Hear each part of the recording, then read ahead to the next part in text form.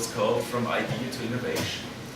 And there, one of the major persons that talked about it was Josef Schumpeter. Everybody here in knows Josef Schumpeter, I would suggest. But in Austria, it's not the case. Really nobody knows Josef Schumpeter. But 100 years ago, he created the word of the entrepreneurial spirit. And this is the core of what we are discussing today.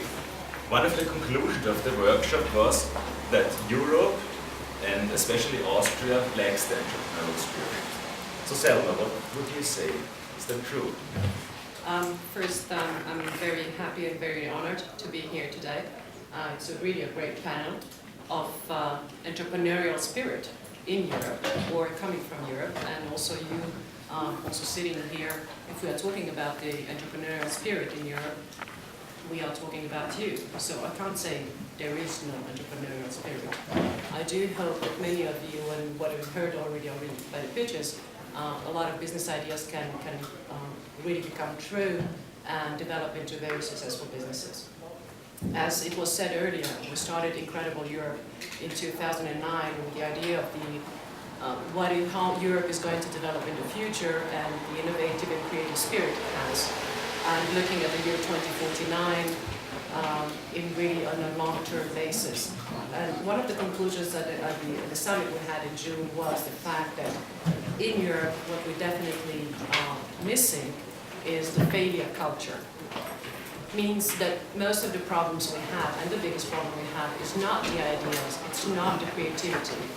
There is a lot of that we have in Europe, but the way between the idea to the business is really a long way, and it's really a hard way. So one of the things why it is happening is because people are not used to failing and then coming up. It is still seen in Europe as something that is really bad, and if you have not succeeded, then it is a problem. One of the greatest examples of people that has changed that is, for example, I don't know how many of you know Martin Lunch, who invested in Skype. In the meantime, really was bankruptcy, lost everything he had. But he was one of the very few that went around and spoke about how it is and what happened and how it worked. And it's very, very, very few of people that are really talking about their failures and the problems. And in the meantime, he's already again successful, so it's not really a problem if you have the entrepreneurial spirit.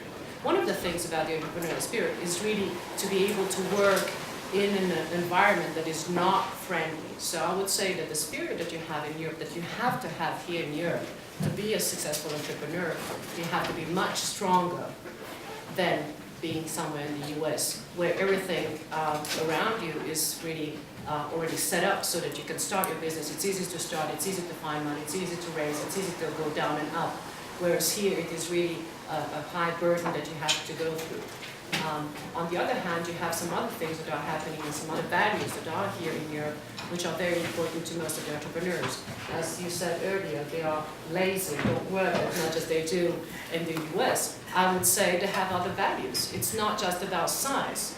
You have to consider that Europe is about 75% of the European business, or really money it comes from SMEs, small and medium businesses. It's not about big businesses.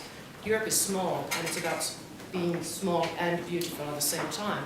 As it was said before, we need politicians. I don't think we need politicians. I think we need people, individuals, that are willing to change things and that are willing to do things and not take over the responsibility for their own lives and for their own businesses. And then I think that we will be seeing some changes, which will go into the science of this value and success, where success is not just measured by the amount of money you have and having more and more of that, but where value has a different meaning of what is success. And I think that that is the specific of this European spirit that we have here. Also, when you consider what you really export from Europe is the lifestyle spirit. If you think about it, it comes very much from the creative side, and it comes from, if you think of fashion, if you think of design, if you think of architecture, it comes from Europe. The biggest names in the world are coming from Europe. So there is something there that is very important that we have to build upon. And I think that a combination with this technology development that we have here and that you have developed in the many cases that you have, with combined with the lifestyle and the specific values of Europe, we can have a very specific and unique positioning on the global market. And just one last statement, when we talk about Europe, we talk about 700 million people who speak more than 50 languages, and we should be one global player. We have a slight problem that we have to solve, and I think that on an individual basis, just considering what we have here, we have already a great way to start. And I would like to use this opportunity to congratulate Andreas Chas and the whole team behind STARTeurope for this great incentive and the great work they have been doing. I'm absolutely proud to be able to contribute in my way to this initiative, and I hope that all of you will be, whatever you do, if you start a business, are successful or not, that you will be keep in touch with STARTeurope, be an alumni of that, and kind of let this spirit, entrepreneurial spirit in Europe, in the base of Europe here grow. That's from my side for a start. Thanks, Selma. Daniel, how is it to create a business in Europe, and what should be from your point?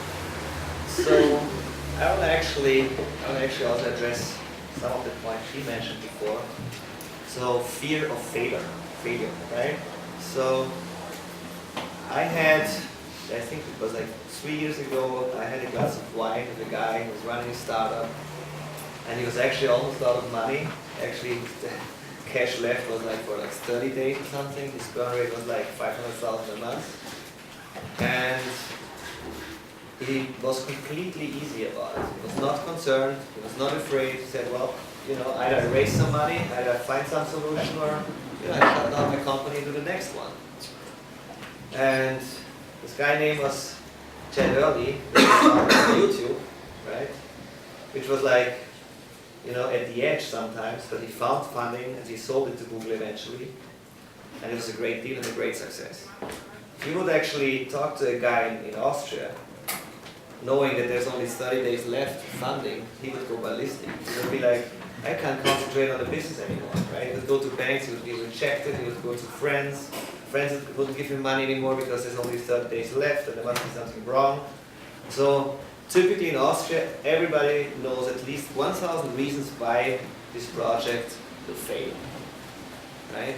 And this is actually not good. This is a cultural issue, right? And I had the same with Charger, right? I also tried to raise angel funding for Charger in Austria. Then there came a guy with like a soap production company or something, and he wanted to see a 5-year business plan accurate, right? And I mean, they don't understand the spirit, right? And also the VCs here, in my opinion, most of them, I mean, they're acting like banks. They want to see business plans, details, revenue forecasts. They're conservative, they're slow, and if you compare this to the American culture of funding, it's completely different. When we had our first discussions with Sequoia, does everybody know who Sequoia is? Sequoia Capital? Maybe a word. Sequoia Capital is one of the most successful venture capital funds in America. They did Google, Yahoo, Cisco. I mean, more or less 10% of the Nasdaq listed companies. And of course, we went to them and presented our business plan, and they took the business plan and said, well, we don't need business plans. It's really a big, right? They didn't even want to see it. They wanted to spend time with us, wanted to see who we are, how we think. And the only thing that mattered is that they said, I want to be funded for 1 year, so that you can really concentrate on the business for a year. Don't have to bother anymore about like raising another 100,000, reaching another milestone and raising money here and there, right? Concentrate and focus on the business. What are the costs for 1 year? Turned out to be like 3 million. We raised 3 million with those guys. And when it comes to speed, from the first contact to the final contact, it was 21 days. And 7 days later, we had the money in the bank account. Actually, we were not even able to establish the bank account in time, so the money bounced back to those guys. This is the first